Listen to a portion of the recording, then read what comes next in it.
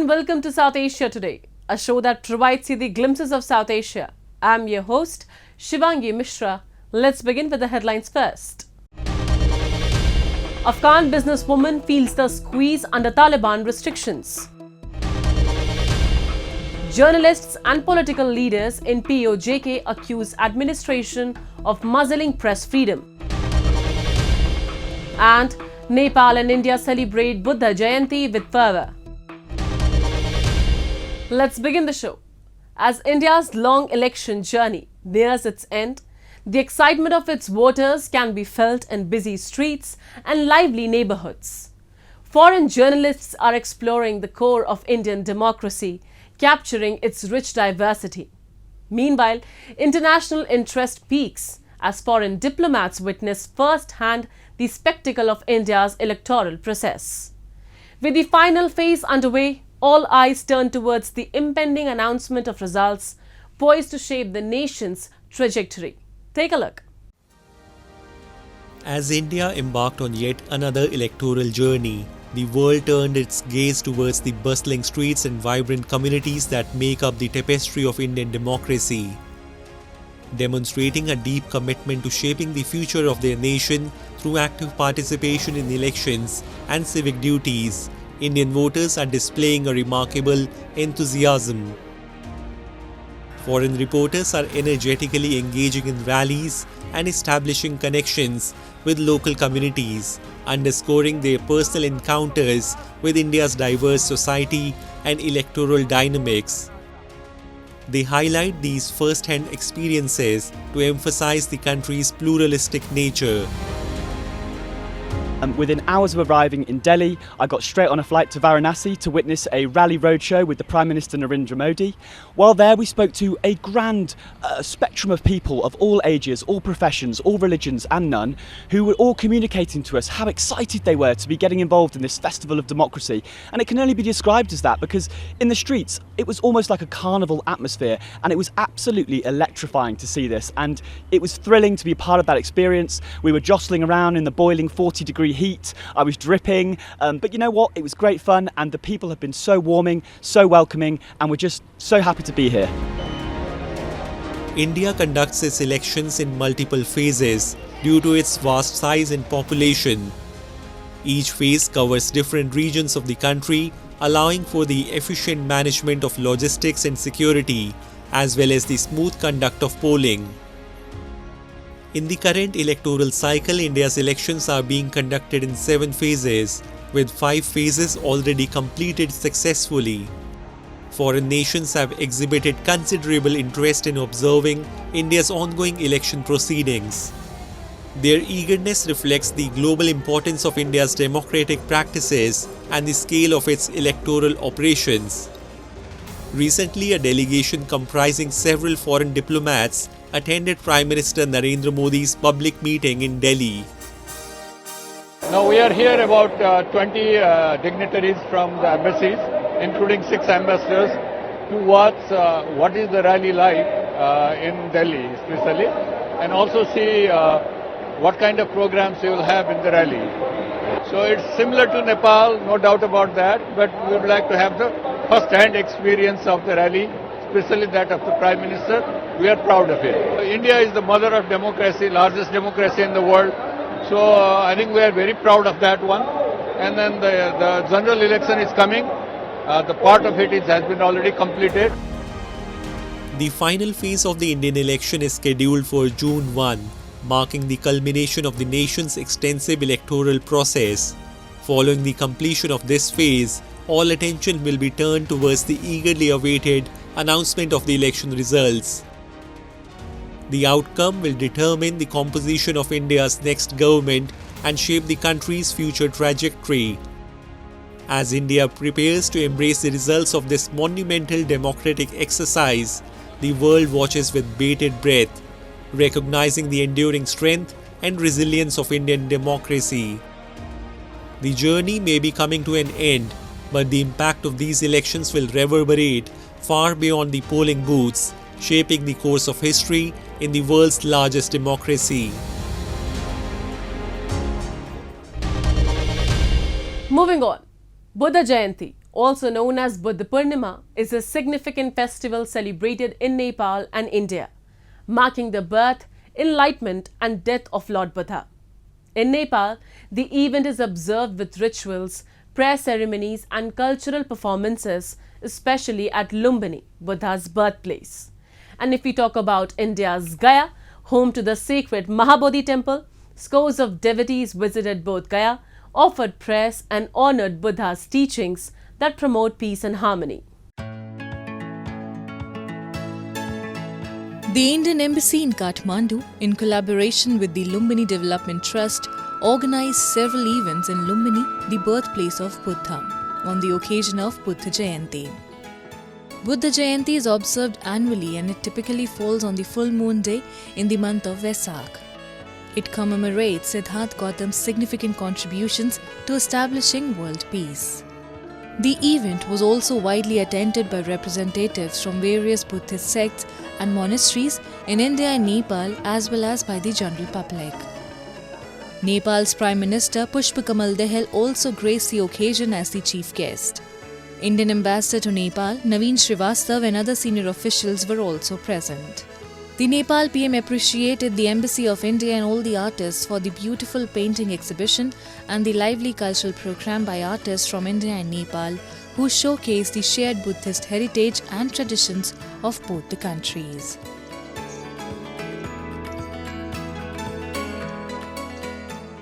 I must also express my admiration for the talented artists who have displayed their creative performance to enliven the evening and captured our utmost attention.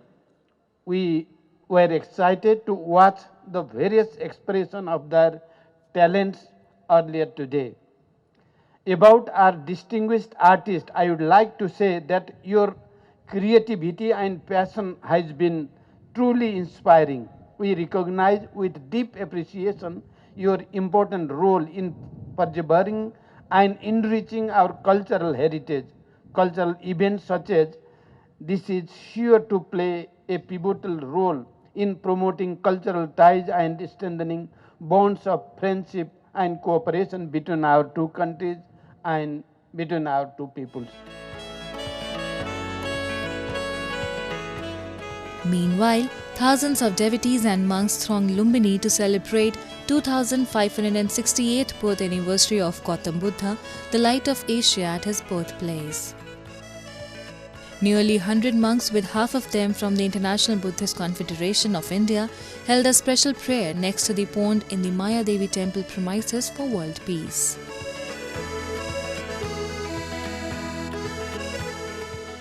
This land is especially blessed as Lord Buddha was born in Lumbini on the day of Vesak Purnima.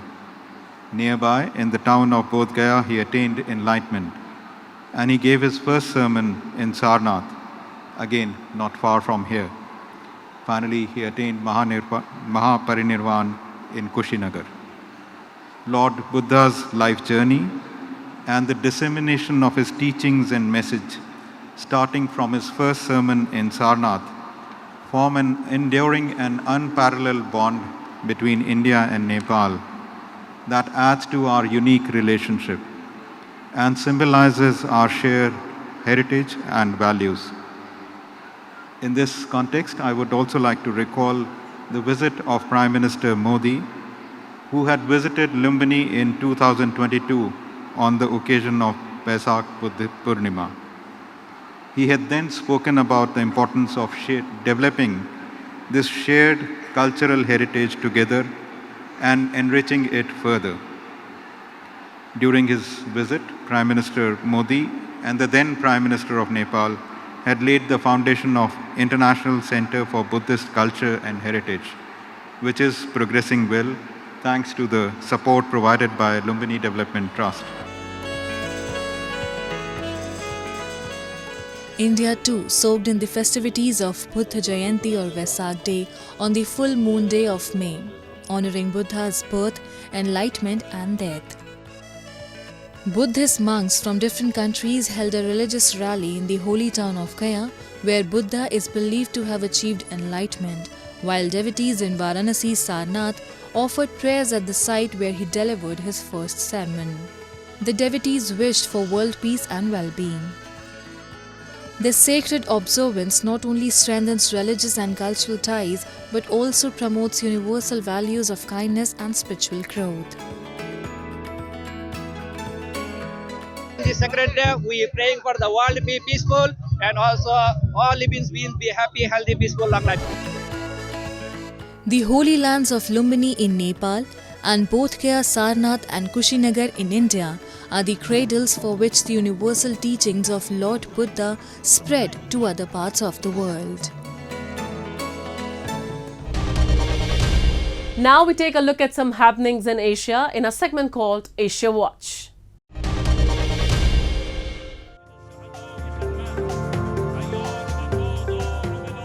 Iran's Supreme Leader Ayatollah Ali Khamenei performed prayers in Tehran ahead of the funeral of President Ibrahim Raisi and his companions who died in a helicopter crash near the Azerbaijan border at the weekend. Mourners wore black and held photos of the late president as they took part in the prayers. The death of the president came at a time of deepening crisis between the clerical leadership and society at large over issues from tightening social and political controls to economic hardship. Raisi's body was flown from Tabriz, the closest major city to the remote crash site, to Tehran airport before heading to the holy Shiite Muslim city of Qom.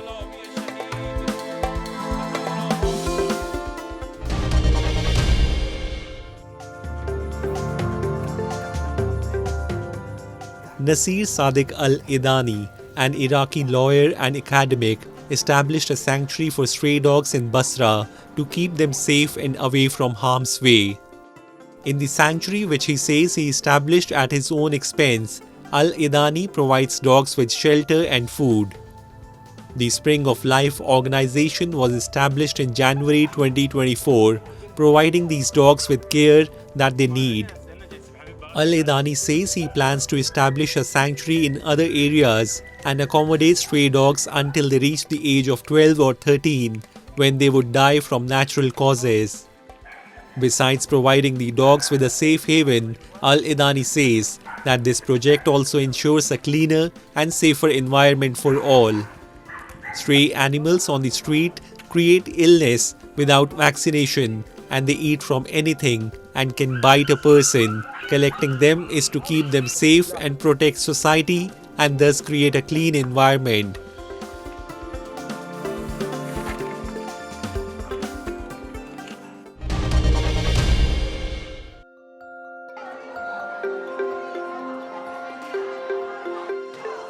Lawmakers in Taiwan jostled, unfurled banners and shouted at each other in a dispute about efforts to widen parliament oversight pushed by the opposition, despite the anger of the ruling party, which says there has been no consultation.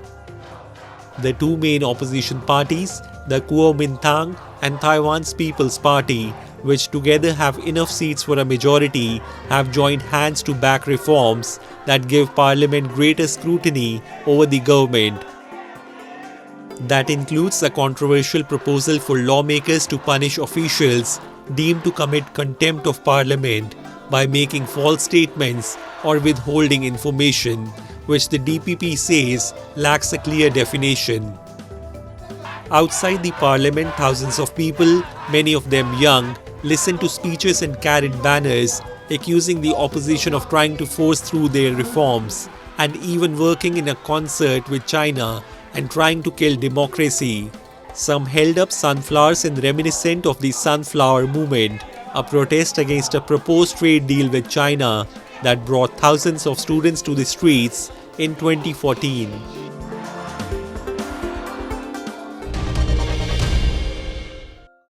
In the past few weeks, several massive protests have erupted against the administration in the illegally occupied territory of Pakistan-occupied Jammu and Kashmir. Journalists have faced severe restrictions and harassment over reporting on the atrocities committed by the administration on the locals. Former Prime Minister of POJK condemned the blatant muzzling of press freedom in the region.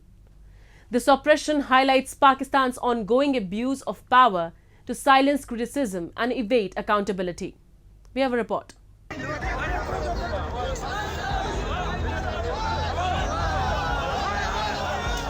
In the past few weeks, the illegally occupied territory of POJK has seen massive protests against the administration and clashes between police forces and locals. At least 4 civilians have lost their lives and many were injured after Pakistan ordered a crackdown on dissenting voices against the puppet administration in POJK.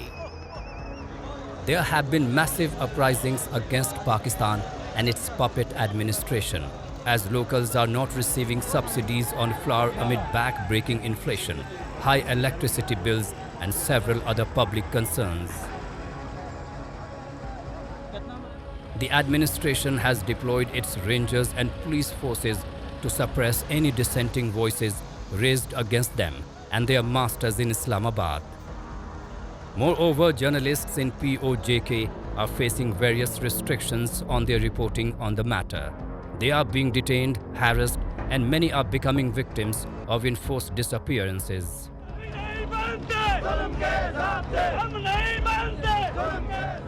The former Prime Minister of POJK, Raja Farooq Haider, condemned the present administration for muzzling press freedom in POJK. साफियों के बाद साफियों के खिलाफ जो इस तरह की जो कार्रवाई करने में मतलब है उसकी मैं मजम्मत भी करता हूँ और मैं कहता हूँ हुकूमत को कि इस तरह न करे और जो दुरुस्त तरीका वो इख्तियार करे। आपके साथ बैठे ना जाए ना उधर प्रेस क्लब के उहदेदारों को बुलाएं, प्रेस फाउंडेशन में जाएं। Last month, the administration notified a new National Cyber Crimes Investigation Agency to probe electronic crimes. Digital rights activists describe the new law as yet another attempt to stifle online criticism of the puppet administration. The new law is being used by the administration to press charges against journalists who are vocal about the atrocities of Pakistan in the illegally occupied territory. Press की आवाज़ को, media की आवाज़ को, social media को दबाने की कोशिशें की जा रही। पहले तो खुफिया तौर पर की जा रही थी, लेकिन अब कुछ अर्से से सामने हुकूमत सामने आ गई है। साफियों के खिलाफ जो मुकदमात बनाए जा रहे हैं, FIRs दर्ज की गई हैं और फिर उनके मालिकान को जैसा साफी जो वर्किंग हमारे जर्नलिस्ट हैं उनके वाले से दबाव डाला जा रहा है और इसी तरह सोशल मीडिया को मॉनिटर करने के लिए एक सेल बनाया गया है। इन सब चीज़ें वो हैं कि जब कोई हुकूमत नाकामी की तरफ जाती है या जब कोई हुकूमत कोई डिलीवर नहीं कर सकती या वो समझती है कि अवाम के सामने जो जवाबदेही के अमल से वो नहीं गुजरना चाहती तो फिर इस किस्म की इक़दामात करती है। Twisting and turning laws to strangle dissenting voices has remained an old tactic of Pakistan.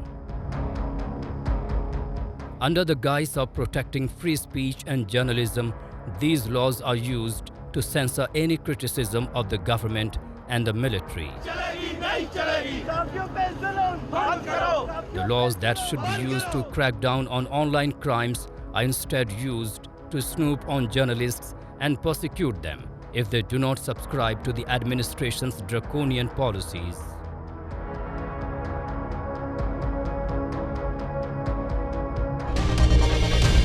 Moving on to Afghanistan, where veteran NGO worker Foruzan Kohistani lost her job when the Taliban ascended to power in August 2021, forcing her to seek a new career path. Despite the oppressive environment, she demonstrated resilience by starting her own business, a cake factory. Kohistani envisioned her factory as a lifeline for Afghan women who faced severe restrictions under the Taliban regime. We have this report. With the Taliban's ascent to power in August 2021, veteran NGO worker Foruzan Kohistani lost her job and had to seek a new career. She eventually started her own business, a cake factory, which she hoped would provide a much-needed lifeline for Afghan women unable to find work under the new Taliban regime's restrictions. Taking out a loan of 350,000 Afghanis, Kohistani was able to build up her factory's production and hire 15 women and 5 men in 2022. قبلا در حکومت جمهوریت ما در یکی از دفاتر وظیفه داشتم. زمانی که وظیفه خود دست دادم تصمیم گرفتم که چی کار کنم. بیکار مانده نمیتونستم. بتانم خدمت هم برای خود و هم برای جامعه خدمتگزار باشم در هر حالت در هر شرایطی.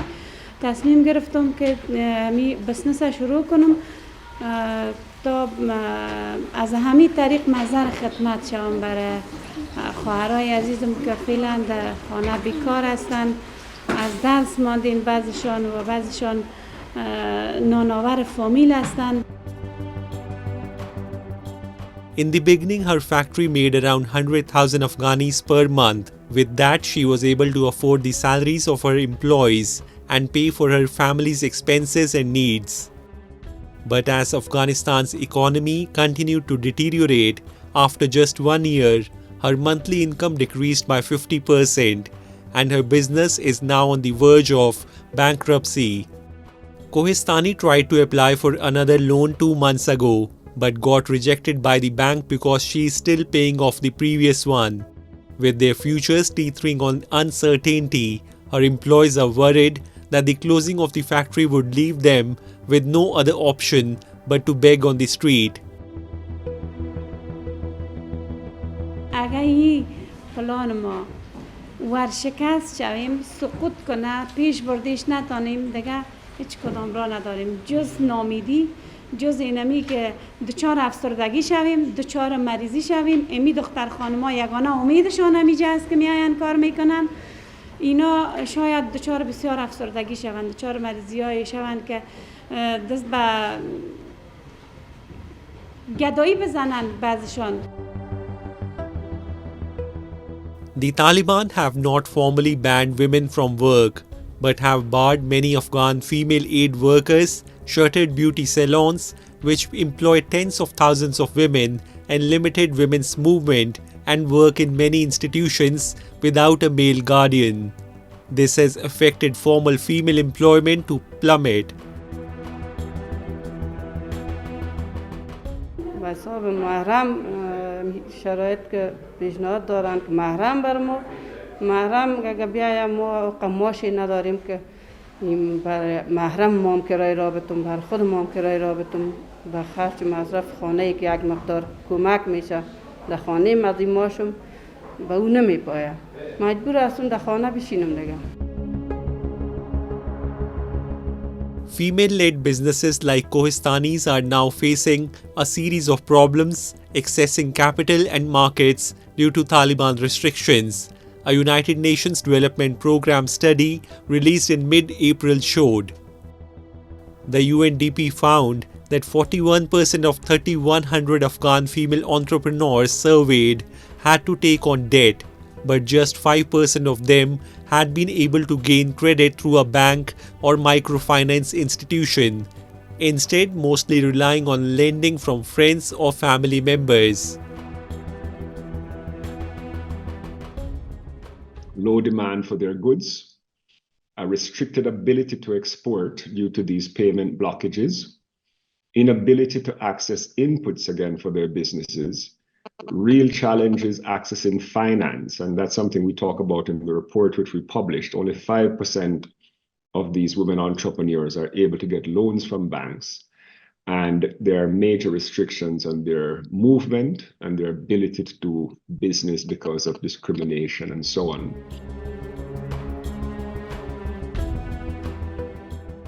Despite the Taliban's claims of respecting women's rights within their interpretation of Islamic law, their actions paint a starkly different picture. However, some female entrepreneurship has continued, and some Taliban officials, including the Commerce Minister, have said their administration wants to support female businesses, many of which employ women in carpet weaving, handicrafts, dried fruit, and saffron production.